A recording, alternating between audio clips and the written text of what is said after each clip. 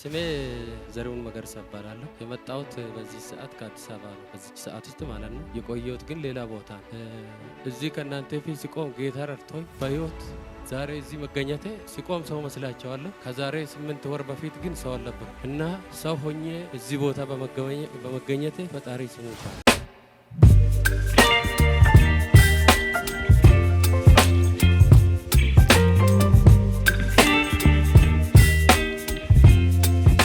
ከቅባቱ ውፍረት የተነሳ ቀንበር ይሰበራል። አኖይንቲንግ ቲቪ። ስሜ ዘሪሁን መገርሳ እባላለሁ። የመጣሁት በዚህ ሰዓት ከአዲስ አበባ ነው። በዚህ ሰዓት ውስጥ ማለት ነው። የቆየሁት ግን ሌላ ቦታ ነው። እዚህ ከእናንተ ፊት ሲቆም ጌታ ረድቶኝ በህይወት ዛሬ እዚህ መገኘቴ ሲቆም ሰው መስላቸዋለሁ። ከዛሬ 8 ወር በፊት ግን ሰው አልነበርኩም እና ሰው ሆኜ እዚህ ቦታ በመገኘቴ ፈጣሪ ስሙ ይባረክ።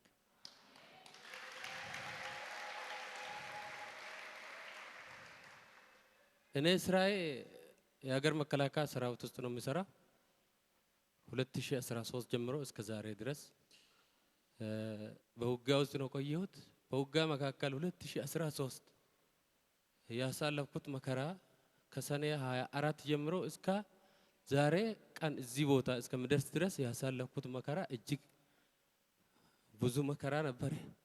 ጌታ ኢየሱስ ደግሞ ከዛ መከራ አውጥቶኝ በነብይ ደረሰ ፊት እንዲቆም ያደረገኝ ጌታ ስሙ ተባረከ።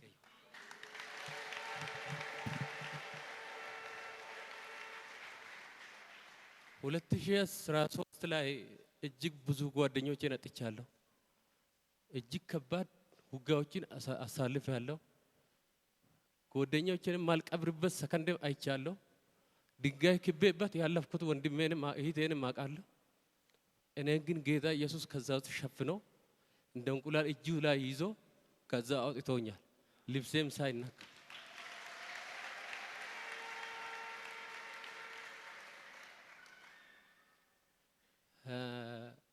የካቲት 5 ያሳለፍኩት እጅግ በጣም አደገኛ ሁኔታ ውስጥ ነበርኩኝ። የካቲት 5 ትልቅ ውጊያ ውስጥ ነበርኩኝ። 20 ሰው ሆኜ 3000 ሰው መሃል ገባው በጦርነት መካከል። ብዙ ሰዎች ካጠገቤ ሲያልቁ ጌታ ኢየሱስ ግን የ3000 ሰው ጥይት በኔ ላይ ሲያርፍ ከዛ ውስጥ አውጥቶኝ የሆነ ጥግ አስቀምጦኝ ነው ከዛ ውስጥ አውጥቶኝ ጓደኞቼን ሳልቀብር ከዛ ውስጥ የወጣሁኝ። በዛ ውስጥ አልፌ ደግሞ የካቲት 15 የእናቴን ሞት ሰማሁ። በውጊያ መካከል ሆኜ ማለት ነው። የእናቴን ሞት ሲሰማ ምንም ማድረግ አልችልም፣ ወታደር ነኝ። እዛው አልቅሼ አሁንም ዳግም ውጊያ ገባው። 96 ሰው ካጠገቤ ያረገፉ። አሁንም እነሱ ሳልቀብር ድንጋይ ክቤበት ከነሱ አጠገብ ተለየሁ። አፈርም አላለብስ ወንድሜን እዛ በረሃ ላይ ጥዬ መጣሁ።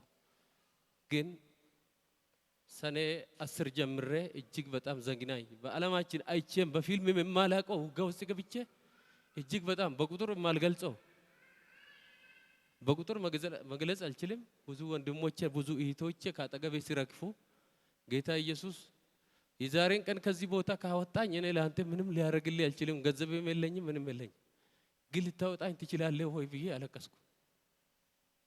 የመርፌ ቁንቡላ የጥይት እሳት ምንም በማይታወቅ ክብ ውስጥ ገብቼ እሳት ከናጠገቤ ከሰማይም ይወርዳል ከምድርም ይፈልቃል። በእሳት ውስጥ ኖሬ ማለት ነው።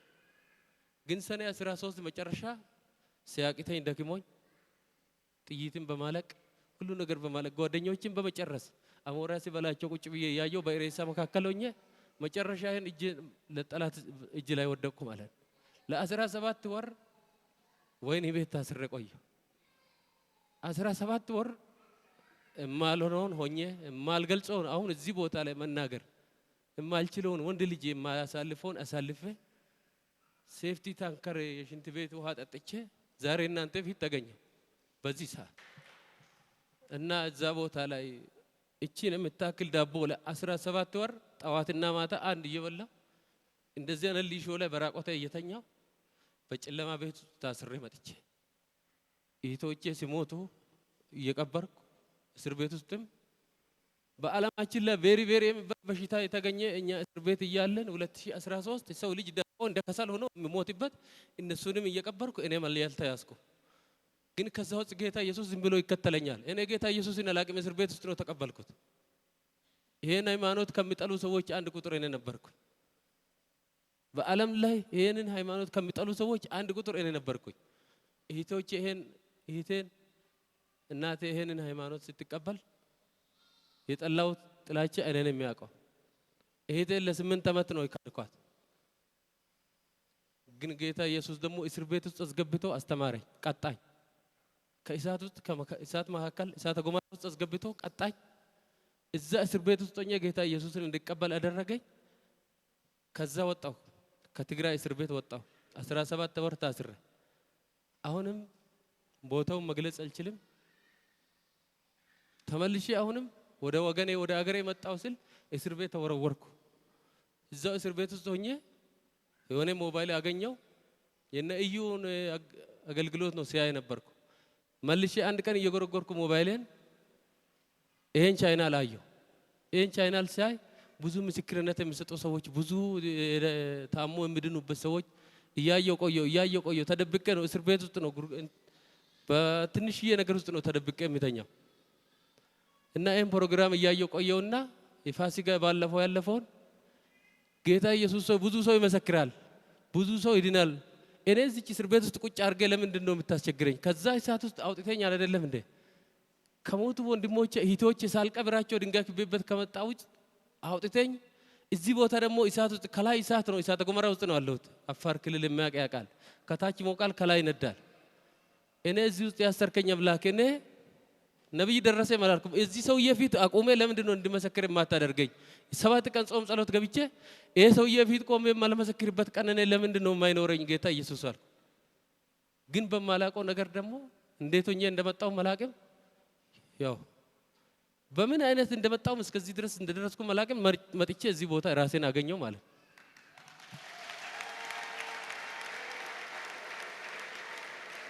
እና እጅግ ብዙ መከራ ነው ያሳለፍኩት። ሁላችሁም ተነሱ ለእግዚአብሔር ክብር። እግዚአብሔር ይሰማል። እዛ እሳት ውስጥ ሆኖ ይሄ ሰው ይጸልያል። የሚጸልየውን ጸሎት የሚሰማ አምላክ ከዛ ውስጥ እዚህ ሰው ፊት ሄጄ መመስከር ፈልጋለሁ አለ። እስቲ ጮክ በሉና እግዚአብሔር ይሰማል በሉ እስቲ። አዎ እግዚአብሔር ስትጸልዩ የማይሰማ የሚመስላችሁ፣ ያልተሰማችሁ የሚመስላችሁ፣ እግዚአብሔር ማያውቃችሁ የሚመስላችሁ ሰዎች የወንድም የሚመሰክረው ምስክርነት ለሁላችሁ ትልቅ ምስክርነት ነው ለእናንተ። እስቲ እንደገና ደግማችሁ እግዚአብሔር ይሰማል በሉ። የሚገርም ነው። እንዲህ አይነት ምስክርነት ሰምቼ አላውቅም። እስቲ አንድ ጊዜ እግዚአብሔር ይሰማል በሉ። ለዚህ ነው አንዳንድ ጊዜ በእግዚአብሔር ቃል ላይ የተጻፉ የሚገርሙ ቃሎች አሉ። ከነዛ ውስጥ አንደኛው በእሳት ውስጥ ባለፍክ ጊዜ እኔ ካንተ ጋር ሆናለሁ። አሁን እሳት ያላያችሁ ብዙ አላችሁ። ይሄ ሰው ግን ከእሳት በላይ አይቷል። በዛ ውስጥ ባለፍክ ጊዜ እኔ ካንተ ጋር ነኝ። እውነት ይሄ ቃል አሁን ተፈጽሞ ከሆነ ለእግዚአብሔር እልልታና ጭብጨባ አምጡ። ኢየሱስ ክርስቶስ ጌታ ነው።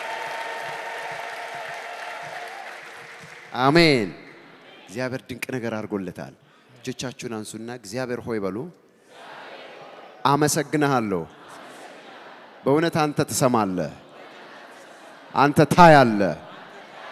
ስምህ ይባረክ። አሜን። እልልታ ለጌታ አምጥታችሁ ቁጭ በሉ። ዋው! ለእግዚአብሔር ክብር ነው የቆምነው እና ከዛ መካከል ወጥቼም በቀላል እኔ እንደ ቀላል አልቆጥርም። በመንገድ ላይ የሰው ልጅ መታወቂያ ይጠየቃል። ምንም ከየት መጣም ይባላል። ግን የጠየቀኝ ሰው የለም። ያየኝ ሰው ያለ አይመስለኝም እዚህ እስኪደርስ ድረስ ማለት ነው። አልጋ ቤት ሲያድርም መታወቂያ አይጠይቁም። አልጋ ያሳዩኛል፣ ገብቼ ተኛለሁ፣ ወጥቼ ሄዳለሁ።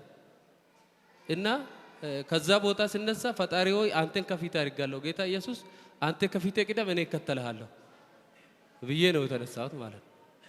ግን እንዳልኩት ከፊቴ ወጣ፣ እኔ ከኋላ ተከትዬ እዚህ ቦታ ደርሻለሁ። ፈጣሪ ጌታ ይስባረክ። እንኳን ደስ አለ ለጌታ ለኢየሱስ ክርስቶስ። ከዚህ በላይ እልልታ ጭብጨባ እስቲ አመስግኑት እግዚአብሔርን። ያለውን ነገር ሁሉ የሚሰማ አምላክ። ዋው! ክብር ሁሉ ለስሙ ይሁን። እና ሌላ ብዙ ወንድሞች እህቶች አሉ፣ አሁንም እየተሰቃዩ አሉ። ችግሮችን አልገልጽም፣ ቦታው ምኑንም አልገልጽም። ለነሱም ለወንድሞቼም እንደኔ ፈጣሪ ይድረስላችሁ። እኔን ያየኝ ፈጣሪ እናንተንም እንዳያይ። አሁን እዚህ ቤት ውስጥ ሆኜ አንድ ከኔ ጋር ነበር አመራር ነበር ተመታ፣ በእግሩ ብረት ገብቶበት በክራንች ነው የሚሄደው፣ አፋር ውስጥ ነው አለ። እኔ አሁን በዚህ ሰዓት እሱን አስፈቅጄ እንደ እንትን ነው ወጣው ከቤት። እኔ ያለሁት አሁን በዚህ ሰዓት የነብዬ ደረሰ ላቆ ቸርች ውስጥ ነው ብዬ ሚሴጅ ላኩለት። በፍጥነት ስልኩን ተቀበልና ላክልኝ እባክህ ብሎ ሚሴጁ መለሰልኝ። ብዙ አሉ ጓደኞቼ ደግሞ እነሱም ፈጣሪ ከዛ ቦታ አውጥቶ በምንም በሃይማኖታቸው ፈጣሪ እንዲደርስላቸው እዚህ ያለ ሰው ጌታ ኢየሱስም እነዛ ወንድሞቼንም እንደኔ እንዲደርስላችሁ ጸልዩልኝ ይላል። አሜን። እግዚአብሔር አምላክ ይባረክ። በኋላ አገልጋዮች ታመቻቻላችሁ፣ ስፒከር ላይ ታረጋላችሁ፣ ቅዱሳን ሁሉ እጃችሁን ታነሳላችሁ፣ ከዛ እሳት ውስጥ ይወጣሉ። እንጸልያለን፣ ቃል አወጣለሁ፣ እዚሁ ጋር ትደውላለህ በኋላ። አሜን።